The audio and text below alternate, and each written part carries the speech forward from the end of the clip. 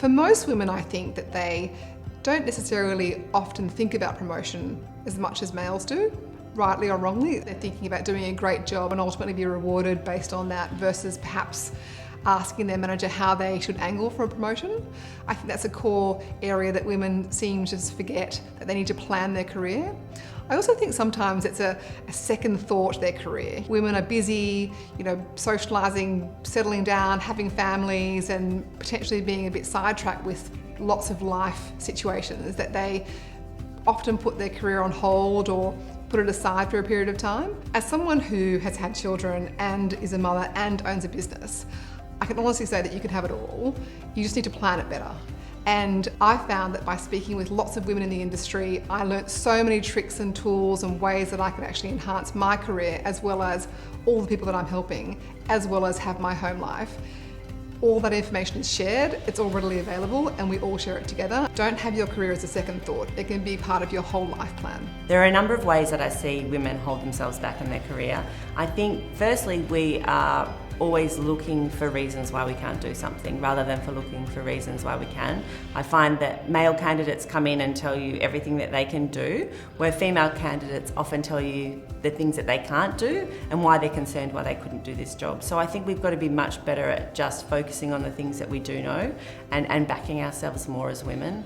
I think the other thing is we're sort of, concerned about people's time. I often hear candidates say, I don't want to waste someone's time. I don't think I should go and have a coffee chat with them because, I'm not really sure if I'm interested. And I'm always saying it's not a waste of anyone's time. It's certainly not a waste of your time because you can sort of educate yourself and find out more about the field that you're thinking about entering into. So I think that we've just got to be a little bit more selfish and think about ourselves and think, what we can do to sort of help ourselves rather than worrying about other people.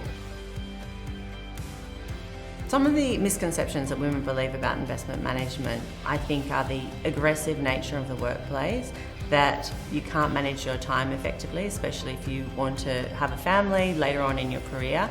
And I think that isn't true. I think workplaces are sort of working very hard, particularly on the back of COVID, to offer flexibility, to offer support within the workplace so that if you are finding a boss aggressive, there's people that you can speak to, really great HR systems in place. But I think people are just more generally accepting of different personalities because we've seen that diversity is actually a really great thing for investment management and investment decision making.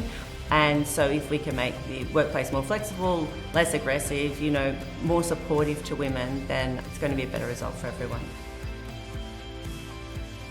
Women have to be true to themselves and be passionate about the areas that they really, truly want to build their career in. And I think if you do that, everything comes together because you're asking questions, you're following your interests, you're learning, you're exploring, you're picking up new skills. And I think that if you are true to yourself, that comes through. You have to ask yourself, what am I excited about in my current role? There will be some that you don't love, and it's all about focusing on the things that you love. For example, some people love modelling. And I just think that's music to my ears because modelers make great investors. Whether it be quantitative analysis, fundamental analysis, modelling is a core component of any investing role. If you don't love modelling, guess what? You're not going to love the role and it's not going to be the long-term career path that you imagined. I meet people who come in and say they want to be an investor, but they've never invested themselves in their lives. They watch a movie, they watch Wall Street or something and they think, oh, I want to do that because I can make money. But it isn't the reality, it's not who they are, it's not their true purpose or their true interest.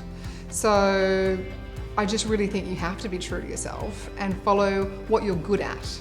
If you're planning your career, you need to be thinking about the next 3 years and what role that is to get you to possibly the next 5 years or the next 10 years. And if that truly isn't something you see yourself doing or you're excited by or you're interested in, you shouldn't be doing it. So asking questions, learning, investigating, understanding asset classes, understanding the types of people that work in those asset classes, understanding the type of work that is really essential in your career planning. For all candidates, you have to do your research when considering opportunities and companies to work for. Do your due diligence. Find out what that company is like by talking to people. Look online, look and see if they've won any awards for being an employer of choice. Potentially there might be some information around some policies they have or initiatives they have or some businesses they are supporting through philanthropic ventures and so forth. I think if you can find companies that suit your own values and your own culture that you're looking to obviously work in, doing your research and doing a lot of DD around everything that you can find out about that company is essential. And if that means using networks, using friends, whoever it may be, to find a friendly in that organisation to understand what it's like, definitely do it. It's always better to have your own information versus third hand.